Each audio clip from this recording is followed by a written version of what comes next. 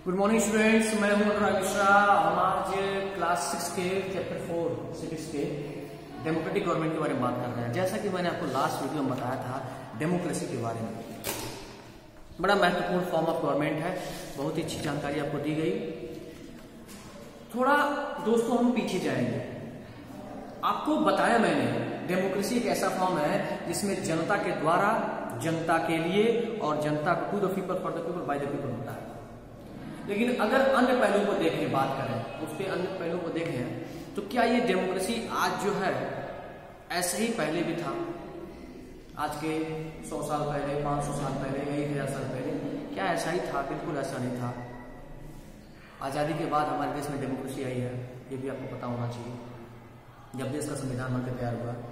तो अब जब पिछले कई दशकों तक पहले की बात करेंगे हम लोग, 1000 साल पहले, 500 साल पहले, उस समय हमारे देश या विश्व के अन्य देशों में भी मोनार्कियल सिस्टम था, राजतंत्र की व्यवस्था थी।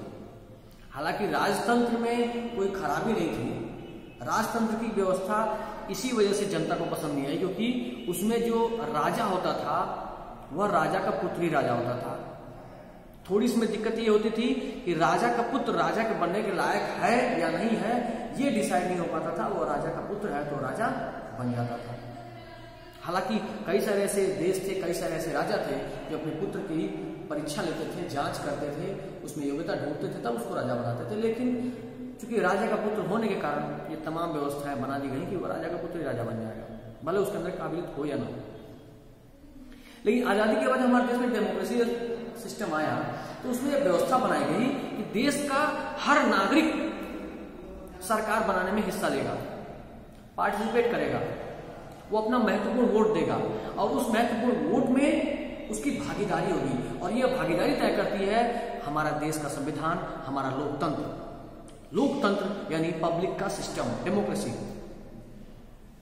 तो जो पहले मोनार्कियल सिस्टम था उसमें बस इतनी ही समस्या थी, उसमें भी पब्लिक वेलफेयर का पूरा ध्यान रखा था। राजा पूरा जांच करता था, देखता था कि पब्लिक वेलफेयर कितना है, जन सुनवाई भी करता था, न्याय भी करता था। लेकिन केवल उसकी राजगद्दी, वह ईश्वर की तरफ पूजा जाता था, उसकी राजगद्दी पे कोई प्रश्न चिन्ह नहीं उठाता था। बहुत सारे ऐसे राजा थे जो समर्पण करते थे, समर्पण का भाव अपनी जनता के रखते थे। लेकिन राजा का पुत्र राजा हो जाता था, बस इसी वजह से यह सिस्टम लोगों को पसंद नहीं आया और धीरे धीरे उसमें परिवर्तन आया। इसी सरकार बदलने की मूवमेंट में एक बहुत बड़ा मूवमेंट जो है साउथ अफ्रीका में लॉन्च हुआ, जिसमें हमारे देश के तमाम लोगों ने भी पार्टिसिपेट किया और राष्ट्रपिता महात्मा गांधी ने भी इस मूवमेंट में हिस्सा लिया। और आज भी राष्ट्रपिता महात्मा गांधी की प्रतिमा वहां स्थापित है, उनका सम्मान किया जाता है, उनको आदर दिया जाता है उस देश में, जिसका नाम साउथ अफ्रीका है। नेल्सन मंडेला एक ऐसे विचारक थे, ऐसे सामाजिक सेवक थे, उन्होंने बहुत सारे ऐसे अपने देश के लिए काम किए। कभी किसी जमाने में, ज्यादा नहीं, 100 साल पहले की बात बता रहा हूं आपको, साउथ अफ्रीका में रंगभेद की व्यवस्था थी। रंगभेद जैसा एक बहुत ही कुरीति आचरण किया जाता था वहां पे।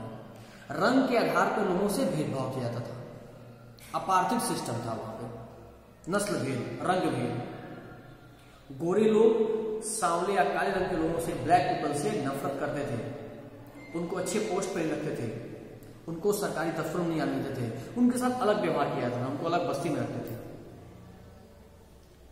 लेकिन तमाम समाजसेवियों, तमाम ऐसे क्रांतिकारियों ने इस मूवमेंट के अगेंस्ट, एंटी अपार्थिव सिस्टम के लिए काम किया, दिन रात काम किया, सड़क पे काम किया, मूवमेंट किया, जनता तक अपनी बात पहुंचाने का पूरा प्रयास किया, लोगों तक अपनी बात पहुंचाने का पूरा प्रयास किया और लोगों को बताया भी। लोग जुड़ने लगे, धीरे धीरे मूवमेंट या पूरे देश, पूरे हर जगह फैल गया और लोगों को समझ में आ गया कि यह मूवमेंट सही है। लगभग 27 साल जेल में रहने के बाद नेल्सन मंडेला को यह विजन के साथ उनके बाद को जब 94 में वहां पे फाइनली और देश आजाद होता है तो वहां पे सरकार बनती है और व्हाइट और ब्लैक में कोई अंतर नहीं दिखा जाता है और ये अपार्थाइड सिस्टम पूरी तरह से खत्म कर दिया जाता है। हमारे देश में भी कई आजादी के साल पहले तक यहाँ छुआछूत, अनटचेबिलिटी, कास्टिज्म जैसे तमाम ऐसी कुरीतियां, सामाजिक कुरीतियां थी जिसको हमारे संविधान ने खत्म किया, बैन किया उसको। और धीरे धीरे जो लोग पढ़े लिखे होने लगे, सामाजिक होने लगे, समाज में आने लगे, तो वह स्वयं भी इसको एक्सेप्ट कर दिए कि यह बिल्कुल गलत है। आगे और भी सारे आपको बातें बताऊंगा, तब तक के लिए अपना पूरा ख्याल रखिए, घर पर सुरक्षित रहिए। बहुत बहुत धन्यवाद।